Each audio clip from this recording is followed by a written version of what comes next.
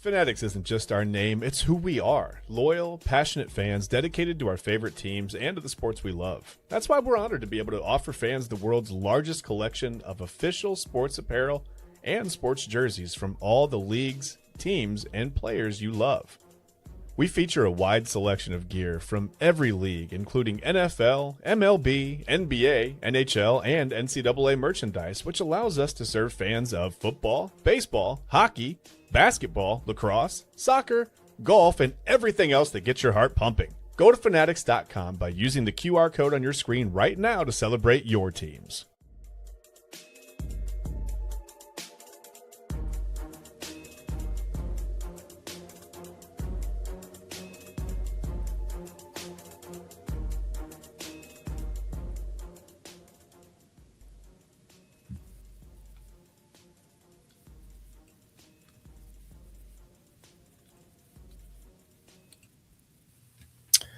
All right, and welcome. This is the Inside Edge Network. This is the Tuesday version of Inside Edge Primetime.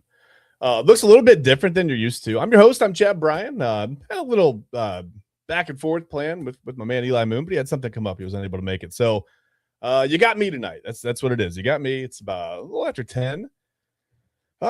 Just trying to settle in here and kind of get used to everything. What's going on? The Guardians? How about the Guardians today? Anybody watch the Guardians game? They walked off. Brian Rocchio brought in CJ Kafis in the bottom of the ninth. So I don't know. Despite the lack of offense from Cleveland so far, I don't know. They're doing just enough to get it done. Win another one against the Royals today.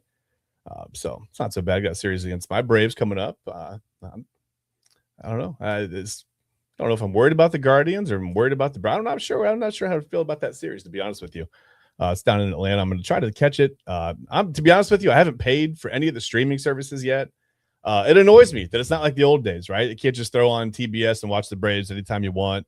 Can't just go, local TV, watch the Guardians. I don't know. It's just, do you guys, do you like the streaming? Do you like the old way? I mean, just the Cubs on WGN all the time. Sometimes you catch the White Sox on there. I don't know. Maybe I just sound old. Maybe I'm an old man. We talked about it yesterday. I'm 46 years old. I kept saying it. It doesn't matter. But I don't know. So the Guardians walk it off today. Not too much to talk about. Like I said, just a 2-1 win. We can get into some of the box score stuff. Gavin Williams looked pretty good again, 5 2/3. Gave up just one hit. Struck out 8, but again with Williams, I mean, he's got to cut down on the walks a little bit. Walked 5 batters today, so I don't know if that concerns you at all. Going forward, I mean, it's cold. It was really, really cold today. I was driving by a high school baseball field and I saw they had a game, and I remembered how bad it felt to hit a ball on a cold day, on like a 30-degree day. So I don't know. Maybe not the day to blame the offense for not getting it going. But yeah, Gavin Williams with 5 walks. Don't know if that concerns you at all. I don't know. Did the same thing as last start. But regardless, the Guardians win it 2-1.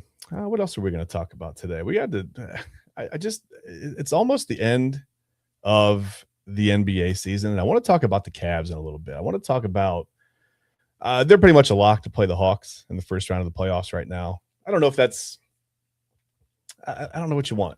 I've heard a lot of talk about the Cavs would be better off playing this team, avoiding that team, whatever. I don't think it really matters. I think you have to beat some really good basketball teams to get to the NBA Finals. It's not going to matter the path that you take or who you avoid in the second round versus the Eastern Conference Finals or whatever else. I don't know that I really buy into the fact that there is an easy path, right? These are professional basketball players. Health is a concern. It's going to be a concern for the Cavs. It doesn't matter who they play. Atlanta in the first round, but do you get Boston, sooner than later or later? It doesn't matter.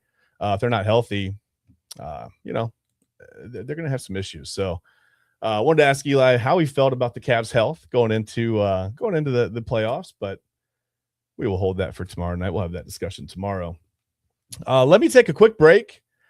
Before I get into I don't know. We got some other stuff. I got to talk about the Browns. There are Browns rumors that I keep, so much smoke comes up this time of year, right? For the NFL draft. You don't know what's real, what's fake, who's interested in who's meeting with who interviews poorly, who interviews great, whatever.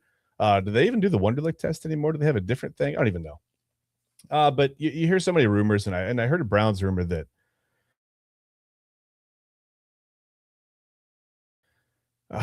just I got a little bit of, I guess, I don't know if it's stress or anxiety off my chest with the Browns. I didn't really want to get into the Browns too much tonight. Didn't really want to discuss draft stuff right now. But I read an article a little bit ago that concerns me. If this is truly the way the Browns are thinking, it's not just a smokescreen for the draft and for, I don't know, trying to, who knows, make a pick look more valuable. It concerns me if the Browns are still feeling this way. And I just wonder how you guys feel about it. I mean, does it? We'll get into it. I don't want to ruin your night so soon. So let's take a quick break. Like I said, I'll give you about 5 minutes. I'll be back, and we'll talk some unfortunate Browns rumors.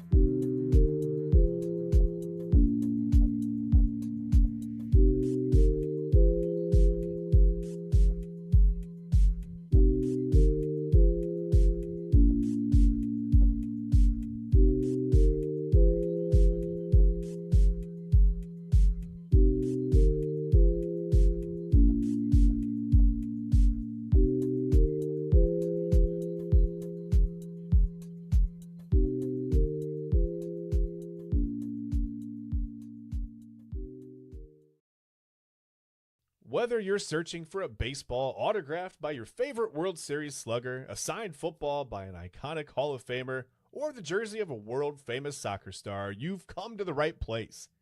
Here at sportsmemorabilia.com, the web's leading source of authentic sports memorabilia, you'll find more than 500,000 authentic products from nearly every professional sports league, team, and player. Not only will you find your next prized sports possession with ease thanks to superb customer service and tremendous site experience, but you'll have the satisfaction and peace of mind that every product listed comes complete with a certificate of authenticity and is fully backed by the sportsmemorabilia.com lifetime authenticity guarantee.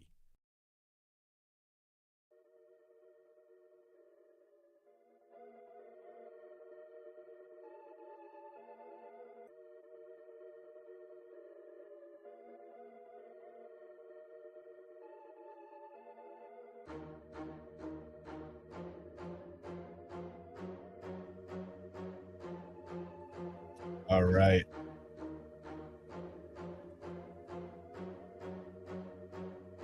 Welcome back in.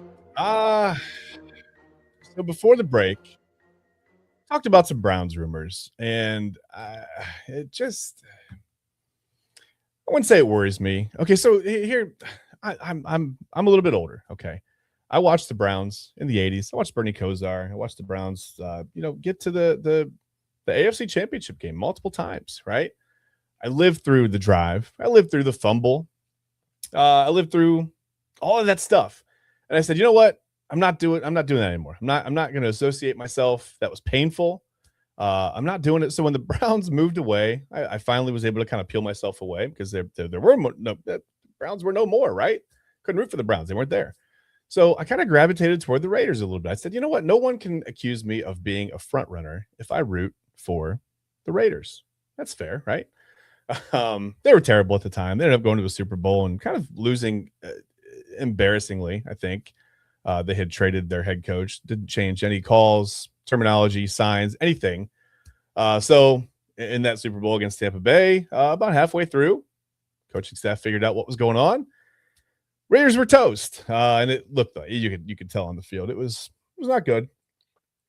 It was Browns-esque, other than the fact that it happened in the Super Bowl, which obviously we have not seen yet out of our Browns. But I told myself I would never ever get that involved with the Browns again or another team. I was bitter, and I moved up here. I moved to the Cleveland area, and you just kind of start to gravitate toward the Browns. And I thought, you know what, it's a good time to switch again.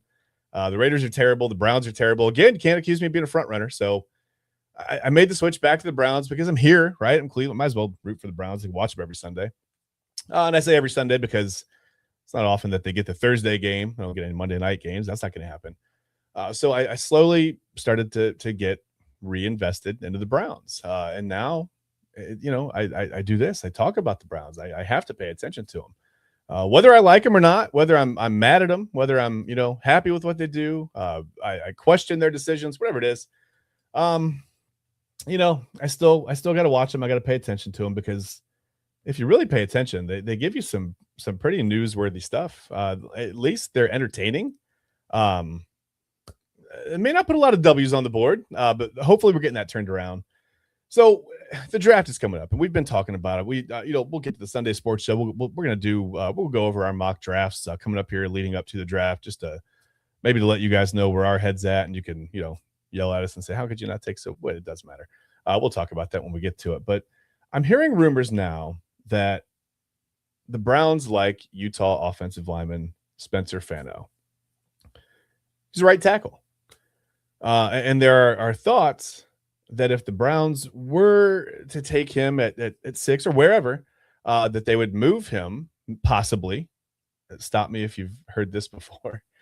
From right tackle to left tackle. Okay.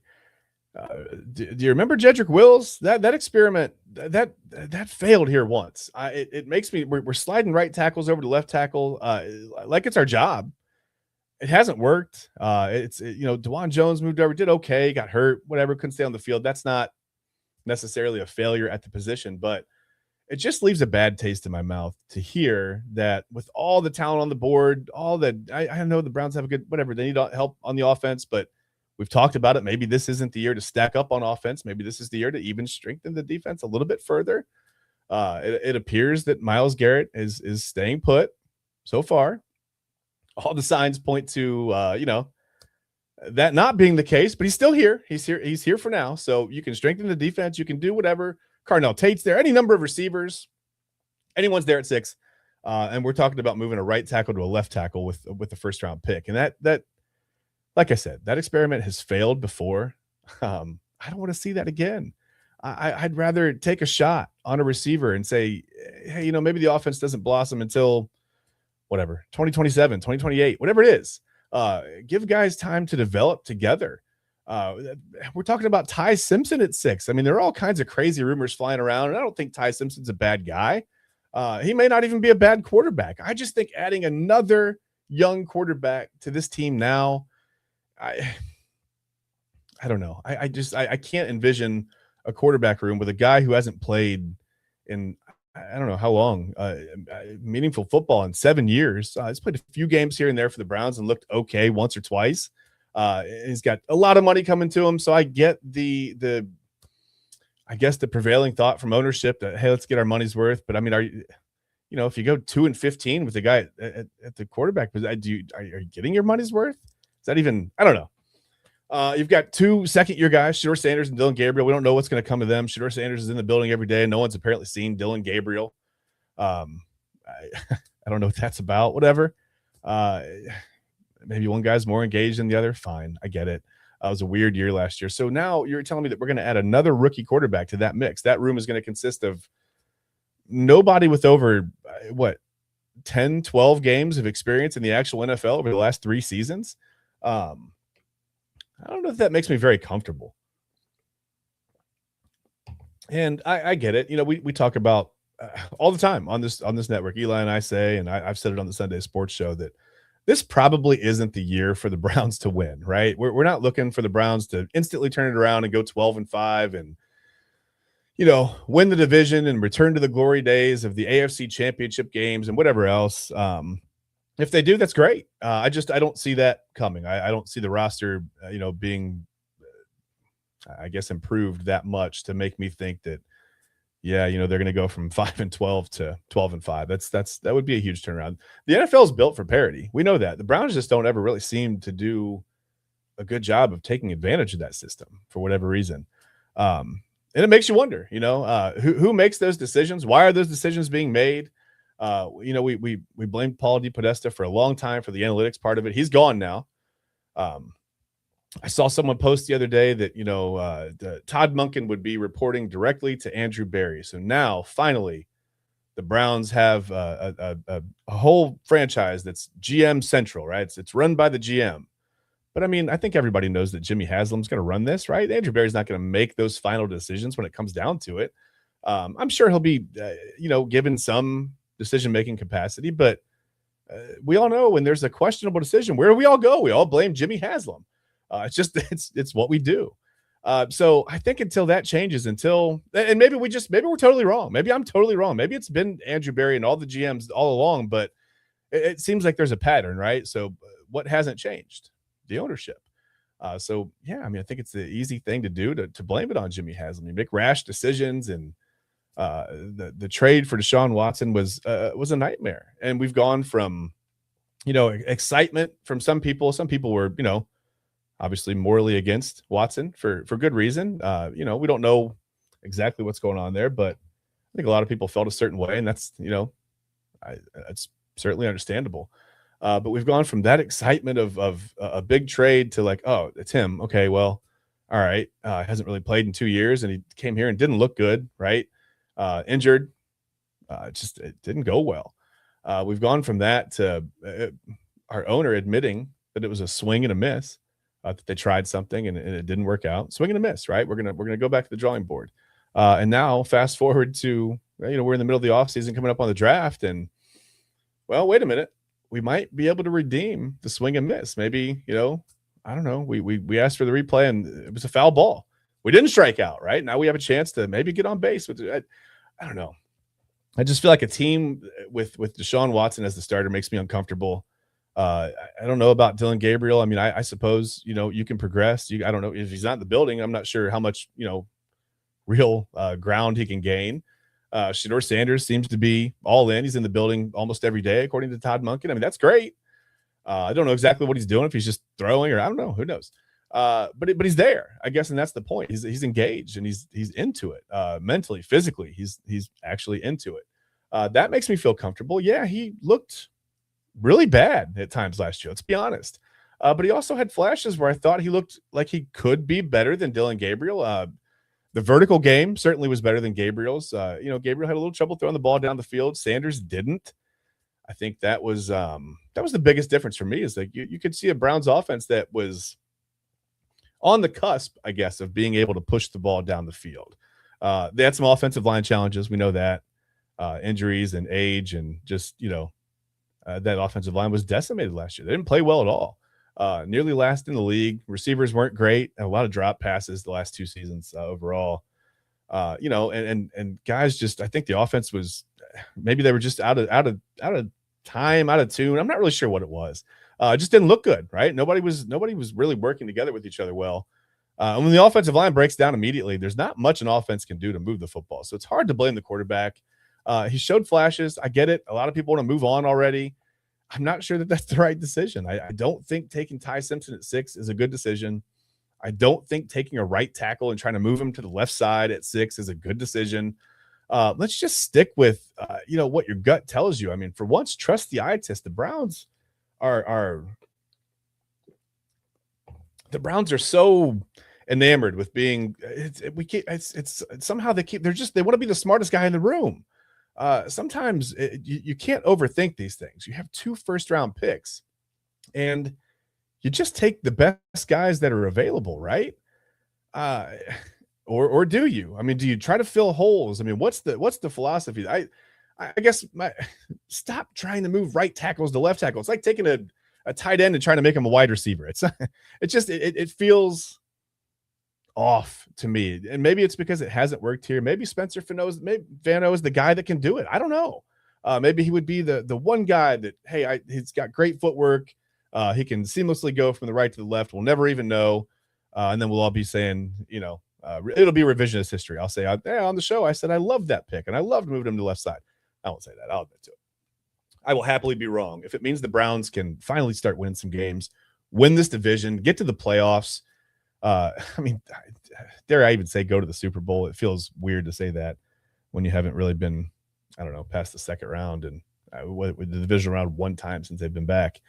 But you could dream big, right? I mean, if you're gonna dream, might as well dream big. So I don't know. Does that concern you at all? I mean, do you want to move another right tackle to the left side, or do you take a wide receiver? Do you bolster the defense? Do you take one of these Ohio State guys? I mean, Caleb Downs, Arvell Reese, anybody. I mean, I don't know. It becomes harder and harder. I think the more I look into it, the more I look into mock drafts, and the more I read profiles and try to watch as much, video as I can. I'm tempted to say film, and I'm not like, I'm not in the film room like watching film. I'm just watching videos on my phone. And it's really even hard to glean because you're seeing guys' highlights. You're not seeing a lot of you don't see a lot of plays where they get beat or where they just whatever. So yeah, every guy looks good when you watch all of his highlights. I mean, of course. So really, I guess you have to go back and watch the games and I don't know. I don't know. I don't know who I want the Browns to take. I don't know if I trust the Browns to even make the decision anymore. It's like, are you allowed to ask another team to draft for you? Like, hey, who would you pick in this situation? If you were us, who would you take? And the Jets would go, hey, we would take this guy. And okay, well, the Jets haven't really been so good in the draft. Let's ask the Giants. And the Giants say, you just get like a conglomerate opinion of who. I don't think anybody's going to help us out. We can dream all we want. That's not going to happen. But so I don't know if you're concerned with that at all. If you trust Andrew Berry, apparently we're a GM centric franchise now. We're run by the GM. So I don't know if that means Jimmy Haslam is saying, hey, I'm going to take my hands out of it. I'm done. I'm going to stay on the outside. And I'm the money guy and Andrew Berry's the football guy. I think that would be good, but I don't know. I mean, do we trust Andrew Berry? The draft last year was good at times, right? I think we saw that First round pick. I mean, okay, we did okay, but we also took two quarterbacks. I think we reached for Dylan Gabriel. Uh, Shador Sanders in the fifth round to add to that mix was, I don't know, it was weird to me. I mean, I don't mind Shador. I don't mind whatever. I guess the insurance policy says if no quarterback works out, take a bunch of quarterbacks. But it's hard to get guys work. I mean, two rookies at the same time. It's we. How much did we talk about the practice time last year? I mean, Shador Sanders was supposedly at Baldwin Wallace throwing to ball boys over there. No time with the ones at all until they I don't know. It was like an emergency, right? They had to call him into the game. And then finally that week, he got some time with the ones. And I think that's just odd to put yourself in. And now if the Browns were to take Ty Simpson at 6 or another quarterback or whatever, they'd be putting themselves, by the way, back in that situation where you've got all these guys that need reps, that need time, that need, to run with the ones. And you can't do it. We still ask. I mean, we've been asking Todd Monken about it. You've seen all the questions about, splitting up quarterback reps and snaps and this and that. It's just, you don't get as much practice time as you think. I think in the NFL, and to have that many young guys at such an important position in the NFL is, it's a scary prospect for me. So I don't know. Maybe this is the year you bolster the defense. Everyone says the draft is so much deeper. Next year, you never know with NIL. Certain guys could stay. I mean, Dante Moore surprised us this year and went back to Oregon, which they've got a mess there now with he and Dylan Raiola. I don't know what that roster is going to look like or what's going to happen there, but it's going to be interesting come fall. So I don't know. I just don't know if I trust the Browns to make the right decision. I feel like the more I think it, the more I feel like I'm overthinking it. Like I'm trying to be the smartest guy in the room, but it's like, just take the best guy that's there. If you like Carnell Tate and you think he can turn the offense around within a 5-year rookie contract, take him, right? If you're going to actually build the offense and do what you have to do and put players around a quarterback, let him develop, then yeah, let's start building the offense. If you want to bolster the defense and wait until next year, sure. I mean, I'm just at a point where whatever they do, I feel like we're all going to second guess it. It's going to be very polarizing.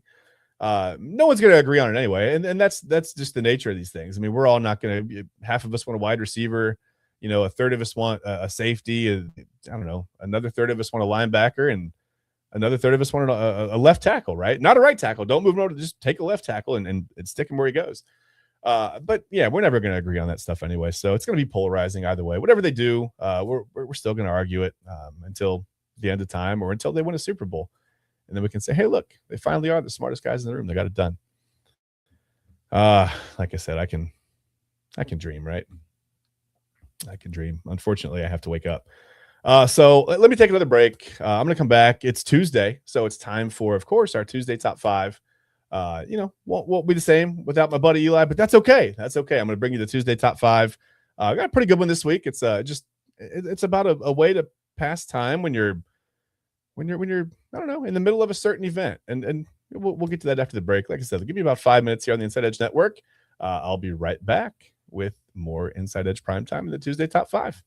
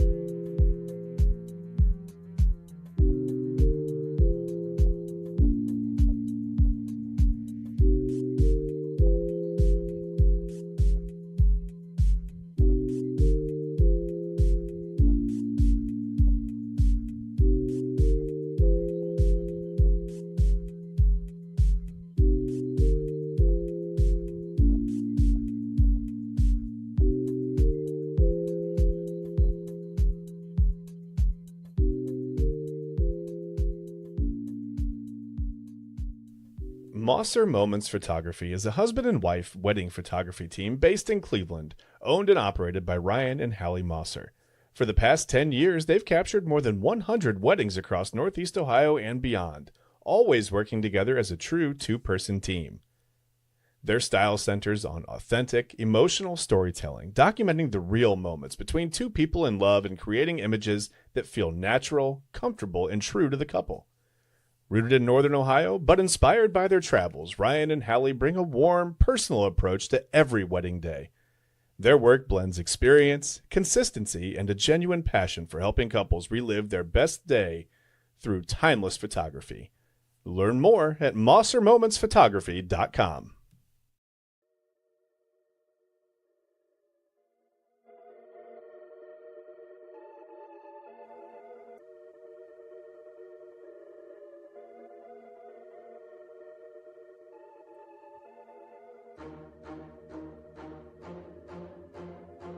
All right, and welcome back. I am Chad Bryan. This is Inside Edge Prime Time. I'm Chad Bryan. There's a black screen for a moment there. Welcome back. Like I said, it's Tuesday, so we want to talk about. Of course, we got to do the Tuesday top five, but first, I want to talk to you guys. Wait, let's talk schedule. Let's just see what we have going on this week on the Inside Edge Network, or this month, really. Not even this week, it's this month. Of course. Well, this weekend's going to look a little bit different. We've got some things, some logistics going on this weekend. We're figuring that. I guess that's going to be figured out on the fly. So we'll get back to you with more information as we have it on the weekend.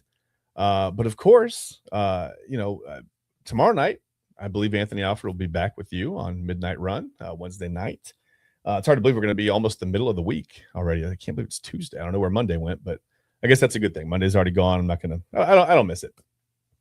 Of course, Wednesday night at 7:30 tomorrow night, we've got Jersey Chasers with Autumn and Christy. We've got the Voice of the Land on Thursday night at 6. The Commissioner's Couch will follow that up with Ryan Mosser and David Cahoon at 7 p.m. Voice of the Land is with Kevin Arnold and Ryan Mosser. So Friday morning, this is Side Hustle Wrestling Podcast with Kyle Cornell and Anthony Alfred. You see the whole schedule there. And while we're looking at the schedule, I do want to remind you, please, if you could support Mentor High School's 2026 Music Mentor Scholarship Program raffle by donating. And the website is go.rallyup.com. And we need to get a banner typed up for this. I apologize. My apologies for that. But it's go.rallyup.com/Music Mentors 2026. Music Mentors is a nonprofit booster organization that serves the Mentor Public Schools bands at Memorial Middle School, Shore Middle School, and Mentor High School. The Music Mentors organization consists of parents, teachers, and students working together to promote music in our schools. Music Mentors supports Mentor High School's Fighting Cardinal Marching Band and its 175 students.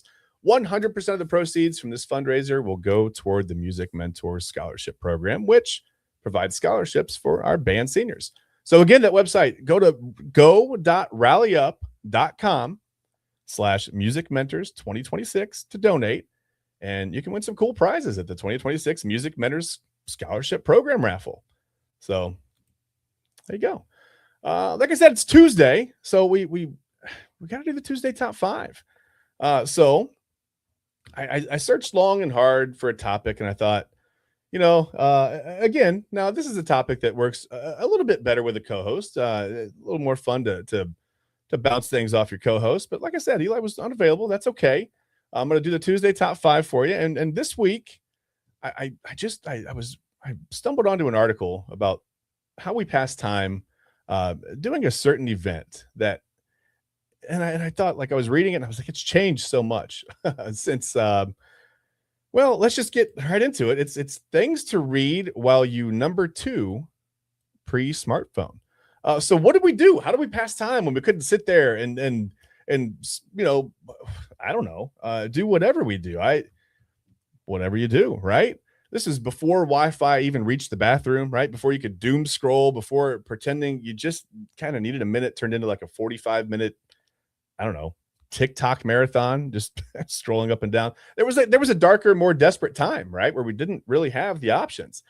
A time when your only entertainment was just kind of whatever happened to already be in arm's reach. You were limited. You couldn't get up and walk around. So you became resourceful, right? Uh, a time when reading material wasn't really chosen, right? It was survived. Like you had to survive in the situation. So these are the top 5 things to do to read specifically while you're going number 2 before smartphones.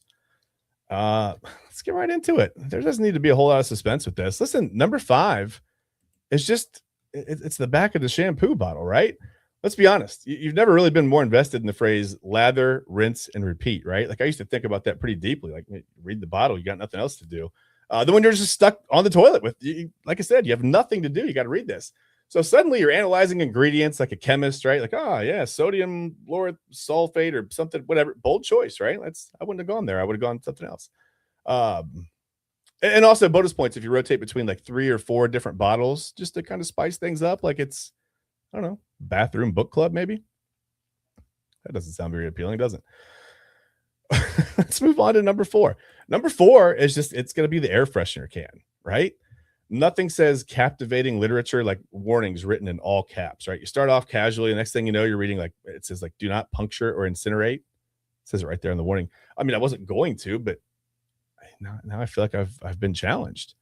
I don't know. It's, maybe don't do that. Don't puncture or incinerate. They mean that when they say that, by the way. So what would number 3 be? If you've gone through the shampoo bottles, you've got the air freshener can, right? And hopefully there's some left in there. You got to give it a good shake before you, especially if you're somewhere else, right? If you've got to go and you go in there, you're like, okay, what's the situation to make this a little bit better for everybody, right? You give the air freshener a quick shake and, you got to make sure there's some in there. So let's move on to number 3. What could number 3 be? Number 3 is going to be an old magazine from 2007. And how did that, I don't look at these when I put them up there. That's weird that cover. I don't remember that. That's weird. But every bathroom had at least one magazine, right? That had been there since like the Bush administration. You're flipping through like, wow, they thought this guy was going to be the next big thing. Maybe I shouldn't have put myself on the cover of this one now that I'm saying it. But, and somehow you always ended up reading the same article every single time. It's just like something you just gravitate toward the same. You're like, I know how this article ends. Why am I doing this? But you got to do what you got to do to pass the time when you're in there and there's nothing else to do. So what is number 2? Number 2 is pretty much just literally anything. When things got really dire, everything became readable. I don't care if it's toothpaste, hand soap, lotion, right? A mysterious bottle with no label, even better, honestly.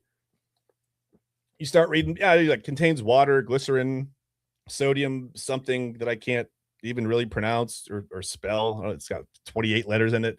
It's the whole alphabet.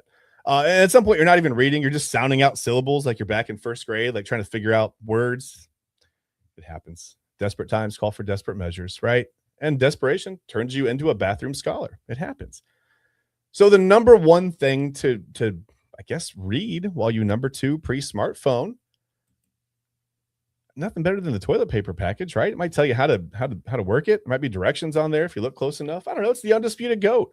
Nothing hits quite like pretending you're comparing ply counts, right? Like it's a luxury purchase. Like quilted, triple layer, very, very impressive, and just very impressive indeed.